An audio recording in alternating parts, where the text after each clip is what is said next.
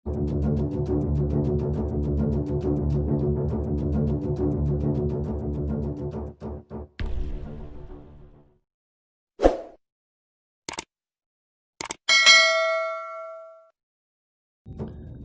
hampir seluruh LCS, Cina malah tuduh Amerika Serikat biang kekacauan Asia Pasifik.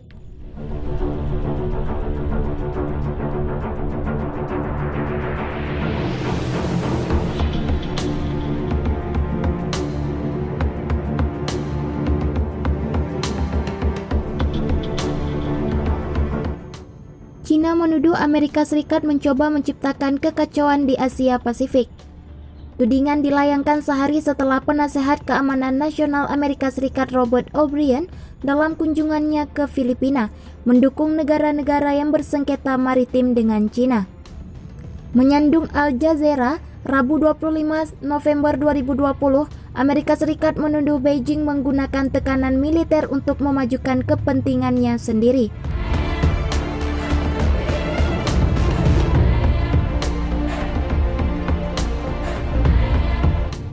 Selama perjalanan ke Manila, O'Brien memberitahu dukungannya untuk Filipina dan Vietnam, dua negara yang berselisih dengan Beijing di Laut Cina Selatan.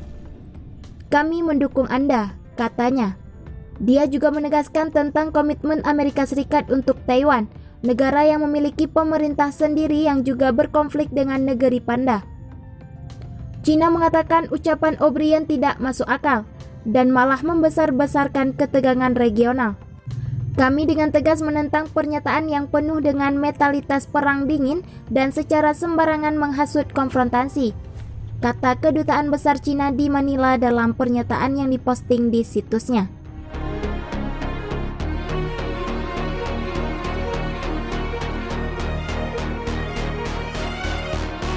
Itu menunjukkan bahwa kunjungannya ke kawasan ini bukan untuk mempromosikan perdamaian dan stabilitas kawasan, tetapi untuk menciptakan kekacauan di kawasan itu demi kepentingan egois Amerika Serikat.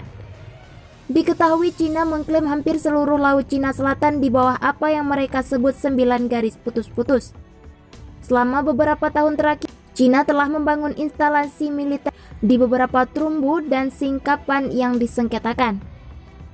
Padahal ada keputusan pengadilan internasional yang mengatakan garis putus-putus Cina adalah ilegal.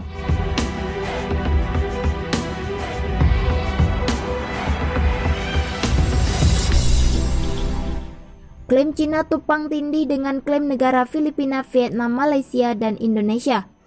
Filipina membawa kasusnya ke Den Haag setelah perselisihan selama 2 bulan dengan kapal penangkap ikan Tiongkok atas Scarborough Shoal pada tahun 2014. Pengadilan memutuskan 2 tahun kemudian bahwa di bawah Konvensi PBB tentang hukum laut, Filipina memiliki hak eksklusif atas sumber daya dalam jarak 370,4 km atau 200 mil laut dari pantainya.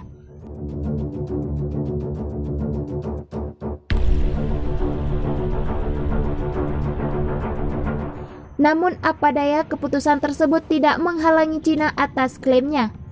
Mereka justru terus membangun pangkalan militer di laut yang bukan haknya, sementara Amerika Serikat telah berulang kali mengirim kapal perang di daerah tersebut untuk menyoroti kebebasan navigasi di Laut Cina Selatan, salah satu rute perdagangan tersibuk di dunia. Cina tuduh Amerika Serikat provokasi. Kedutaan Besar Cina menuduh Amerika Serikat berperilaku provokatif. Fakta telah membuktikan bahwa Amerika Serikat adalah pendorong terbesar militerisasi Laut Cina Selatan dan faktor eksternal paling berbahaya yang membahayakan perdamaian dan stabilitas Laut Cina Selatan, katanya dalam pernyataan yang merujuk pada jalur air tersebut.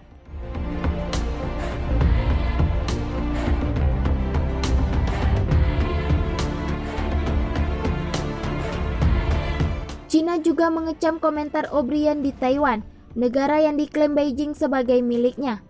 O'Brien memperingatkan Cina bahwa mereka akan menghadapi serangan balasan jika Beijing mencoba menggunakan kekuatan militer untuk memaksa pulau itu menyerah. Pernyataan Beijing berbunyi Taiwan adalah urusan internal bagi Cina. Hanya ada satu Cina di dunia, katanya. Baik Taiwan dan Hong Kong adalah bagian tak terpisahkan dari Tiongkok. Ini adalah fakta objektif dan norma dasar yang mengatur hubungan internasional.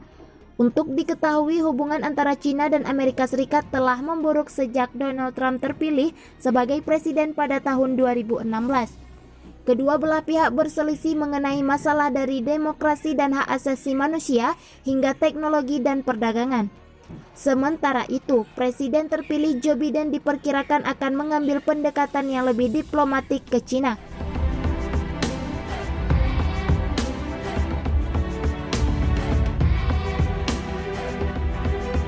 Ketegangan di Laut Cina Selatan akan memuncak karena persaingan Amerika Serikat dan China, tetapi suasana akan tetap terjaga jika negara-negara di Asia Tenggara tetap bersatu untuk mempertahankan status quo, kata Menteri Pertahanan Filipina Delfin Lorenzana dalam sebuah sesi diskusi. Perhimpunan bangsa-bangsa di Asia Tenggara terjebak di tengah-tengah rivalitas Amerika Serikat dan China dan upaya mereka memperebutkan pengaruh di kawasan. Namun ASEAN memiliki kemampuan untuk memelihara stabilitas di kawasan dan seluruh anggota perhimpunan harus menempuh cara yang sama, kata Lorenzana.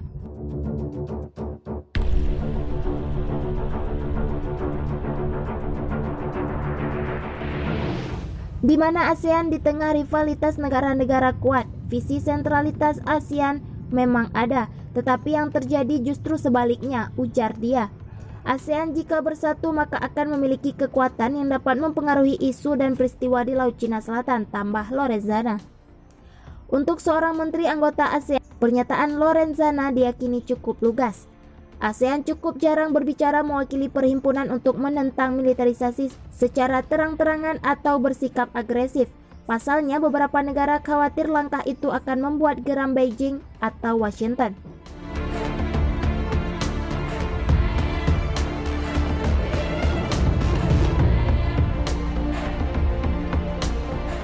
Filipina, Malaysia, Brunei Darussalam, dan Vietnam memperebutkan wilayah di Laut Cina Selatan dengan Cina.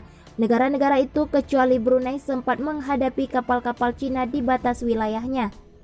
Cina tidak mengakui keputusan Mahkamah Arbitrase Internasional pada tahun 2016 yang membatalkan klaim Beijing bahwa kedaulatan wilayahnya membentang di sebagian besar wilayah Laut Cina Selatan. Lorenzana mengatakan isu Laut Cina Selatan jadi masalah utama yang dibahas Filipina bersama Jepang, China, Australia, Prancis, dan Amerika Serikat sejak Mei 2020. Apa makna dari pertemuan ini? Laut Cina Selatan penting untuk banyak negara, kata dia.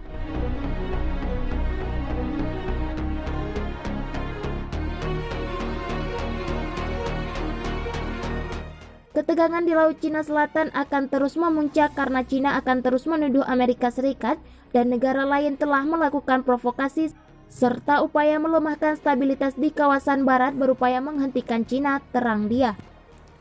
China telah meningkatkan jumlah patroli dan latihan militernya tahun ini. Beberapa di antaranya digelar di Pulau Sengketa yang juga diklaim oleh Vietnam. Sementara itu, Amerika Serikat mengerahkan kapal perangnya sebagai wujud dukungan terhadap lalu lintas perairan yang bebas. Amerika Serikat dan China saling tuduh masing-masing pihak sengaja membuat provokasi. Lorenzana mengatakan negara-negara di Asia Tenggara khawatir ancaman konflik bersenjata dapat terus memuncak. Filipina yang merupakan sekutu Amerika Serikat akan terlibat dalam konflik, suka atau tidak suka, kata Lorenzana.